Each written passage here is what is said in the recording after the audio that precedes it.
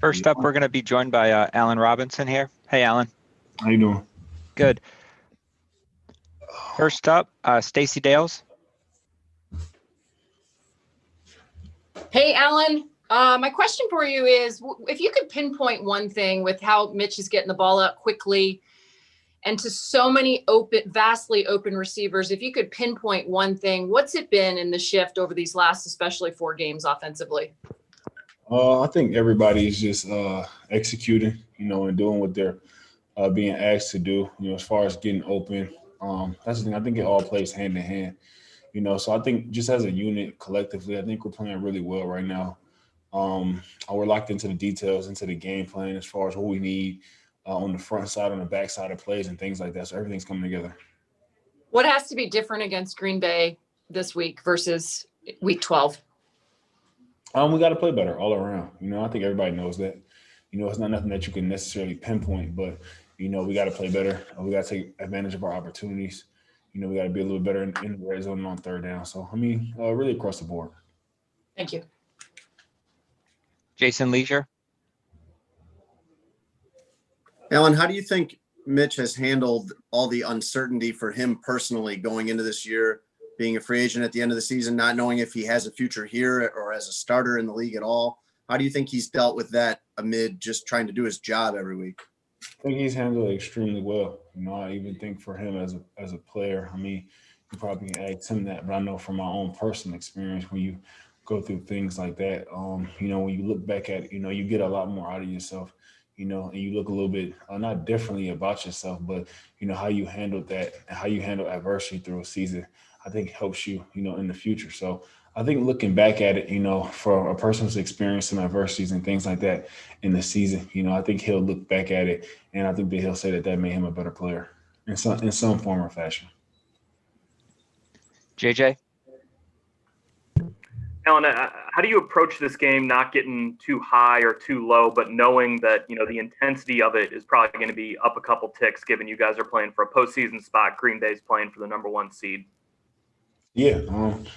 Again, I don't think that you can go into it either way. It's, some guys run that very high octane, and some guys are pretty even killed, So, whatever gets you going this week, whatever's going to help you come out and play your best, and help put us in the best position going forward, whatever that may be, bring it, and I think that's, for everybody, whatever that's, one of those things for this week is, this is our last guaranteed one, So, the chips are all in. We don't want to leave any stones unturned. Deion Miller.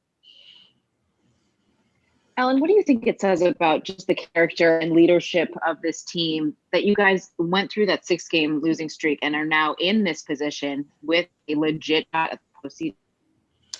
Yeah, I think across the board, as cliche as it may sound, when we were losing, I think it was a true testament to everybody. Everybody did stay locked in. We still had high spirit and high energy practices. We were still all as a unit going out there, competing and trying to get better. And I think that when you go through those things, again, as cliche as that may sound, you see the I don't want to say the fruits of the labor then, but you see things get turned around. Again, guys never stop and guys never waver. And I think that's a big thing and true testament to the character that's in the locker room. Again, going through 6-game losing streak, is very tough. So to see everybody really hunker down and lock in through that time, and put us in the situation that we're in today. Again, I think that speaks to the character across the board to our players and coaches. Dan Wiederer. Alan, for you personally, what gives you the juice this week? Wanting to get back to the playoffs. Again, for myself, I've only been there. I've played in the playoffs once.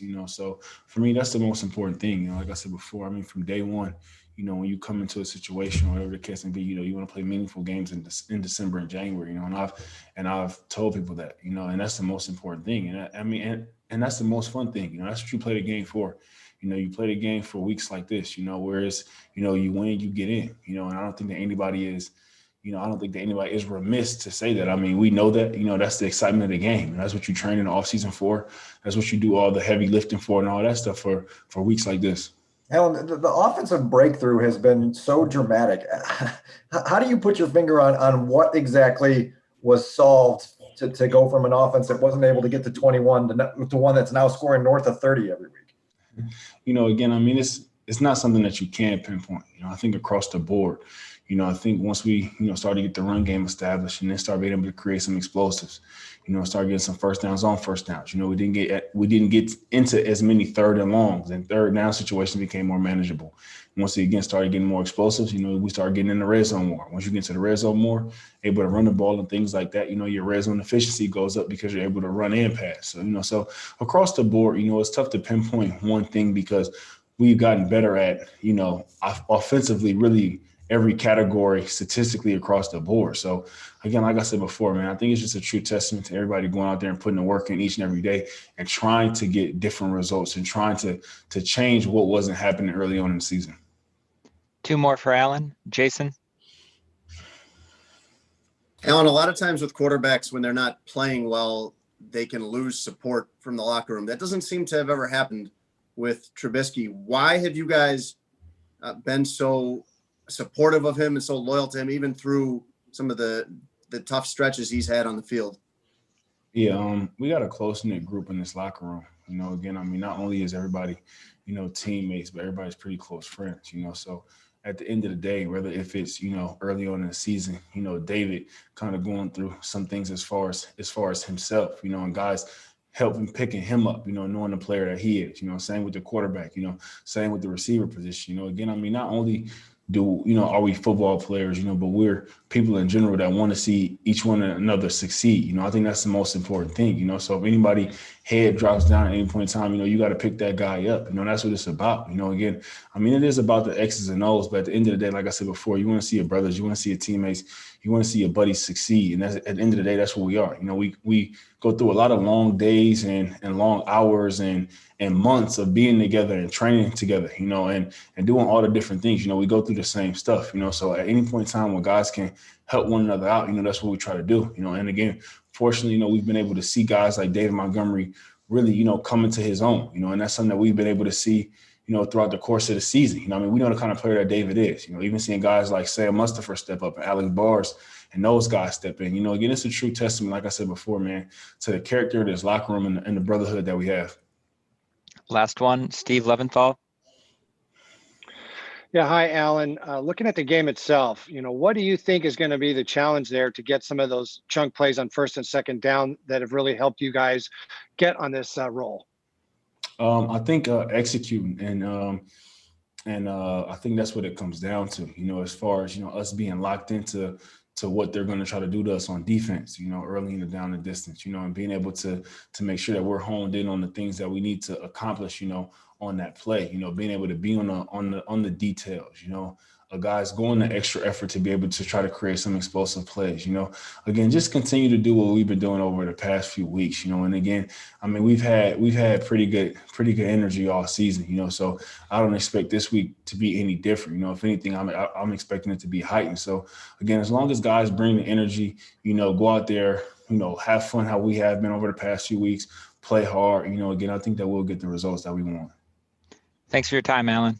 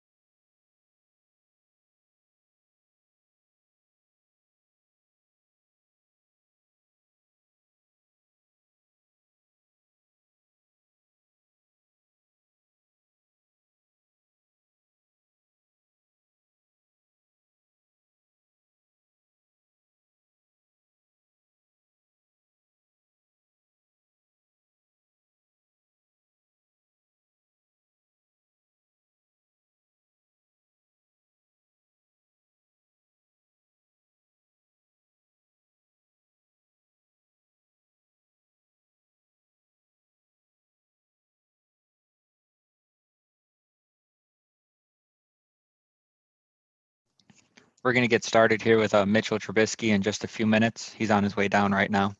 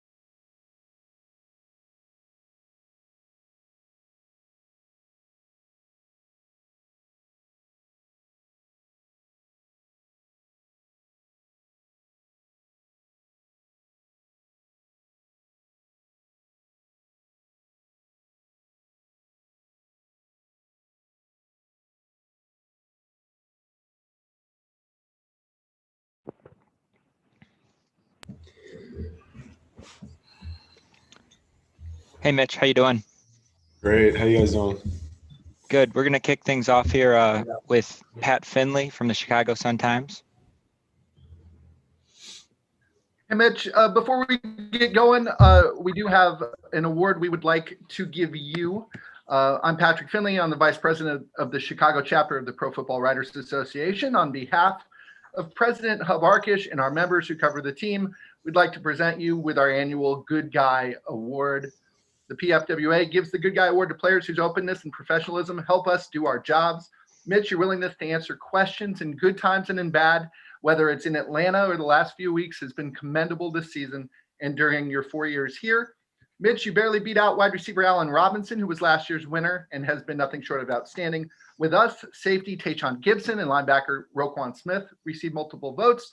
Akeem Hicks, Matt Nagy, Jalen Johnson, and Nick Foles were nominated too. A special note of appreciation goes out to Eric Shapinski, who received multiple votes from our members. Eric's been helpful not only in running these calls, but in dealing with us on a daily basis at practice. He even takes our temperatures. This chapter has been giving out the Good Guy Award since 2013. Mitch, you join previous winners Josh McCown, Ryan Mundy, Matt Slauson, Tracy Porter, Zach Miller, Prince Amukamara, and Allen Robinson. Mitch, please accept our congratulations. We will put your name on this plaque eventually. And also, I've been told that this speech does not cut into our question time. So that's good. I'm not sure about that one, but we'll see. Thank you guys very much. It's an honor, obviously. Just looking at the guys' names on the plaques and specifically guys who I've played with, Zach Miller, Prince Amukamara, and Allen Robinson, all really good friends of mine, people who I hold in very high regard. So just to have my name next to theirs, it means a lot to me, and I really appreciate it. So thank you guys. Thanks, Mitch. Thanks, Pat. And we'll kick it off to our normally scheduled questions here. First up, Stacey Dales. Hey, Mitch, congratulations. That was quite the intro. That's awesome. And it's very accurate. You've been phenomenal. My question's for you. You know, the play actions there, the run games there, the guys are open. But what's been the difference? What can you pinpoint for you with this surge in production offensively? And then I just want to know what your adrenaline feels like, especially this week heading into a game like this.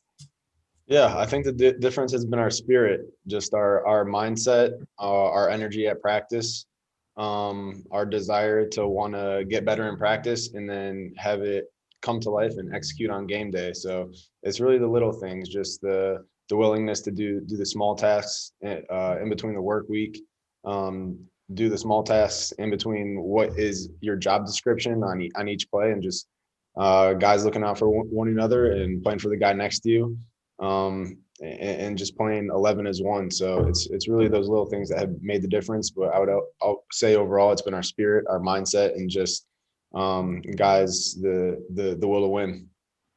And your adrenaline, Mitch, could you describe that right now, even with these the 3-game win streak and of course, such a huge game? It feels good. It feels good. Just a lot of high energy in the building right now. We put ourselves in a good position going into this week, and this is obviously a must win, and we want to have this. So there's a lot of energy, good energy around the building. And it's been positive. So we've just been feeding off one another, and we've had to bring it when we were in a drought, and we've kind of just kept building off that and kept getting better and better. And so the energy and the adrenaline in the building and for myself has been pretty good. Colleen Kane. Hey, Mitch, just with all that has happened over the last year, what does this game and this chance to get into the playoffs personally mean to you? It means a lot. It means a lot. This is what we worked for, and no matter what happened throughout the course of this season, we know there's always going to be ups and downs, sometimes some very highs and sometimes some very lows, which we've experienced this season. And I've been there myself personally, but just to know that you can come out of that and there's always going to be brighter days, and you just got to keep working and stay in the moment. And that's what we're trying to do this week. We have a great opportunity in front of us. So our job is to just stay in the moment, and we got to take advantage of today, and then the days coming forward, and then we give ourselves a great chance on Sunday. So it's all about staying present and staying in the moment. Jason Leisure. Mitch, understanding what you just said, I mean, you're still human. What's it like dealing with this season where you have so much at stake and so much uncertainty about your future, but trying to do your job every day, and probably never more so than this week? Yeah, I think everything that I've experienced this season has just made me stronger and a better person and player. Just what I've had to deal with, and everything we've overcome as a team to just see where we're at now. I think it gives you confidence going into it, and you now realize that all the distractions and everything you have to deal with throughout the season, and playing a season within a pandemic, it does make you mentally stronger as a person, and you're able to deal with a lot more. And now we have a great opportunity in front of us. So it's our job to continue to stay locked in and just look at what we've done the last couple of weeks and what we've been doing in practice, and go back to work and keep getting better. Dan Wiederer. Mitch, wanted to thank you for being so consistently engaged and forthcoming with us. Also wanted to ask you about how your relationship with Coach Flip has evolved throughout this year, and how he's most valuable to you both during the week and then when you're on the sideline on game days. Yeah, it's been great. Our relationship has continued to grow throughout the season, and he's really helped me on the sideline a lot, just getting feedback from him, what he's seeing on the sideline, and then going over the tablets together, and just monitoring where my mindset's at throughout the game. I thought one time specifically this last game after the pick, I was pretty frustrated, not with that one play, but some of the plays that were going on throughout the drive, and he was just able to talk to me, calm me down, and we were able to have a conversation at halftime that really helped us going into the third quarter. So just having those open conversations, I think him being honest with me and me being honest with him, and then both of our desires to just continue to want to get better. I want to be coached hard, and he appreciates the fact that I am coachable. So that open relationship and us helping each other and being honest has been positive. JJ.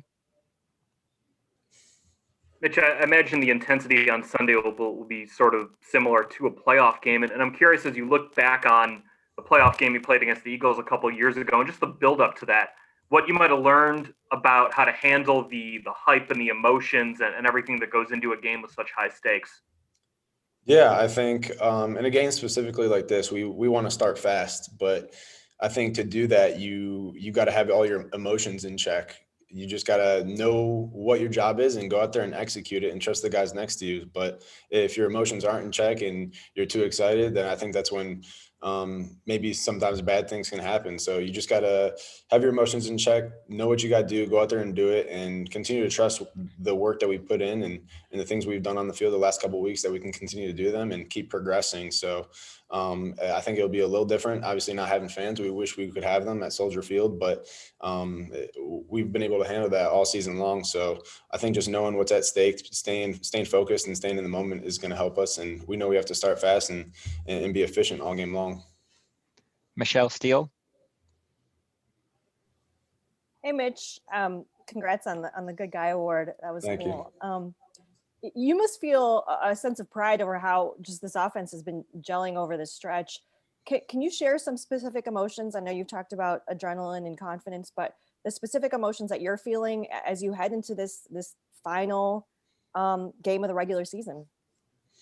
I just feel very, very proud of my guys and just honored that I have the opportunity to go out there and play with them, especially the 5 guys up front and all the skill players we mix in. But I have a special relationship with the 5 guys up front, Leno, Cody, Sam, Bars, and Big G. So they're just a great group of guys, and the way we've gelled and just continue to get better over the last couple of weeks, especially when everybody counted us out. I think that just allowed us to become closer as a group, really count on one another and stick together through the tough times. And I think everyone else has fed off the offensive line and their energy and intensity and how they've gotten better as a unit the last couple of weeks. And really everything through our offense goes through them. So I got to give a lot of credit to those guys. Dion Miller. Mitch, who do you think deserves the credit for keeping you guys unified and all on the same page during a 6-game skid and now getting to this point where you have this opportunity? Yeah, I would say you got to give our team leaders. I think of guys like Danny Trevathan and Akeem Hicks, myself and Allen Robinson and the rest of our leadership crews, and then the coaches and Coach Nagy, that we've all done a great job of just being the voice of reason, even through those tough times, that we can get through this.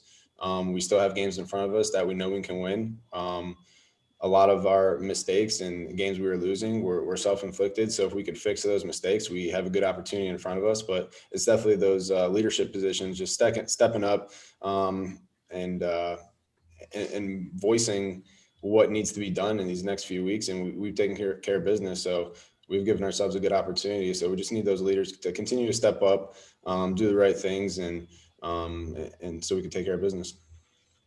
Pat Finley. Mitch, is there any part of you when you walk into Soldier Field on Sunday that will sit there and go, I may not do this again? I won't be thinking about that. No, I'll be locked in, ready to go for the game. So I'm excited about that opportunity. Last one here, Steve Leventhal. Yeah, hi, Mitch. Congratulations. I was just wondering, as a fellow quarterback, when you look at Aaron Rodgers and his play, what kind of things does he bring to the game, that maybe you've seen either in person or on film, that those of us who've never had an opportunity to play at this level appreciate more so? For me, when I watch him, I think his overall command and just how calm he is throughout the game. He never seems to be rattled. He sees the defense and he knows where he wants to go with the football. And when you know where you want to go with the football, then you can manipulate the defense and defenders with your eyes. And he obviously has a great arm and accuracy, and he's been playing long enough to where you've seen so many looks on defense that you're able to go out there and play confident. So I just look at his command and how calm he is, and I think that confidence that he brings is something that you try to replicate in your own game. Thanks, Mitch, and congrats. Thank you, guys. Appreciate it.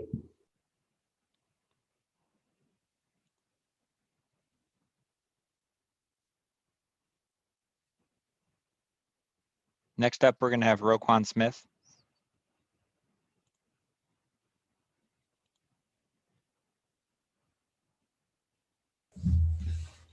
Hey, Roquan, how you doing? Good. How are you? Good. Media, we have a Roquan with us, and we can get underway. First up, Pat Finley. Did you see that sweet plaque? No, I did not. I'm curious, what is the chess match with Rodgers at the line of scrimmage, and what do you, as the quarterback of the defense, look for from him before you make your own adjustments? Yeah, we obviously know this guy make a lot of adjustments at the line. He's a great guy, great at what he do, plays the game at a very high level. But it's going to be more so about us. Like, he's going to do what he's going to do, and we're going to do what we're going to do. And we're just going to let it go from there. We're not like trying to make this any special than what it is. We know it's the biggest game because it's the next game, and that's our focus right now. So just thinking about it from that standpoint. What is the mental challenge for you, particularly before the ball is snapped? It's just more so about just identifying formations and keys and tendencies, and just recognizing what they like to do in certain situations, and then also about just playing what you get, not like assuming or anything like that, just playing what you see. Kevin Fishbane.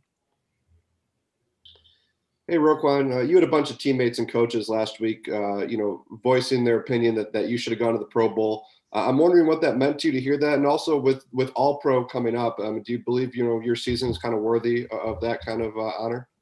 I just let the numbers speak for themselves. I feel like, and also the games, I feel like you look at each and every game, the games I've played, I think that speaks for itself. I don't know what others out there doing. I'm not really that worried about that. But as far as me, I'm just controlling what I can control. It's not my job to vote myself in or anything like that.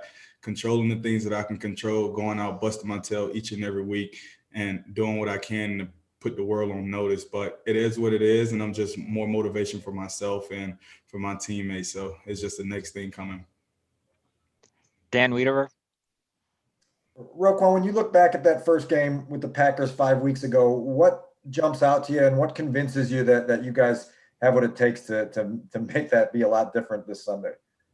For sure. 5 weeks ago, however long it was ago, we did not play to our standards, and that wasn't the way we had envisioned on coming out, but it happened. So we just got to, put that on the back of our shoulders and add more fuel to our fire. And we just know we can't play like that coming into this next game if we want to win. So it's just about going to be putting our best foot forward and just playing our style of defense. And I feel like if we do that, we'll be in good standings. Jeff Dickerson. Hey, Roquan, what kind of challenge does Davante Adams present to a defense? And is he that type of guy that you pretty much have to know where he is on the field at all times?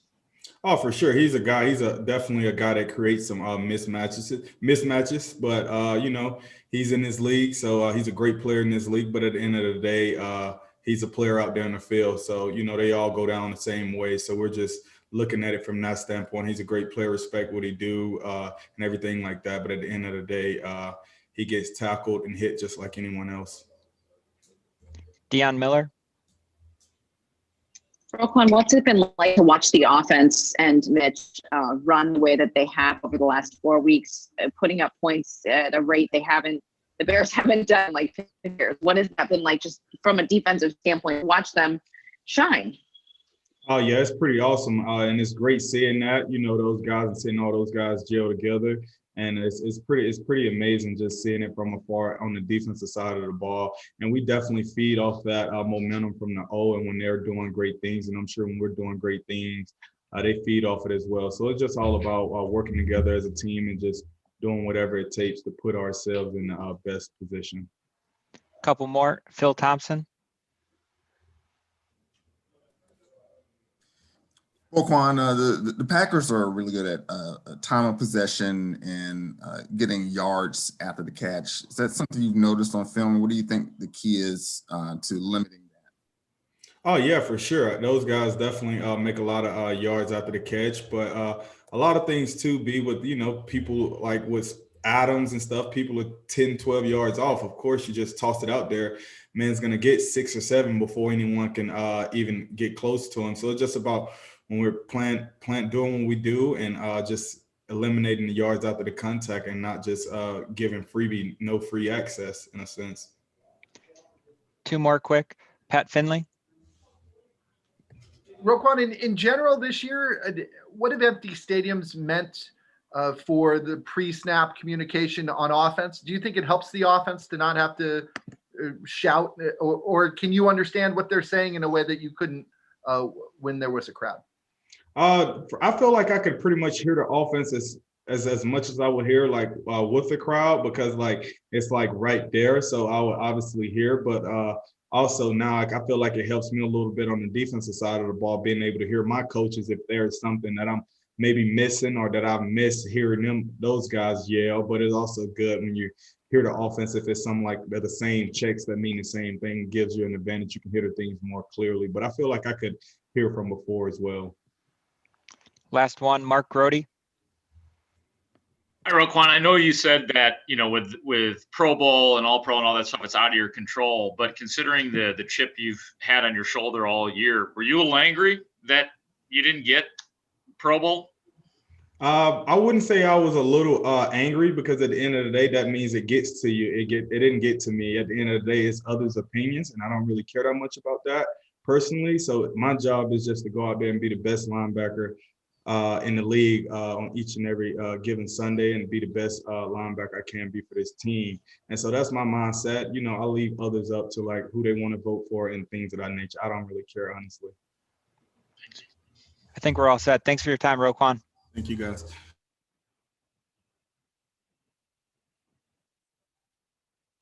I think that's going to do it for our player availability today. Thanks again, Pat. Thanks for the shout out. I know this year hasn't been easy for either of us, media or PR, but we've made the best of it. So thank you guys.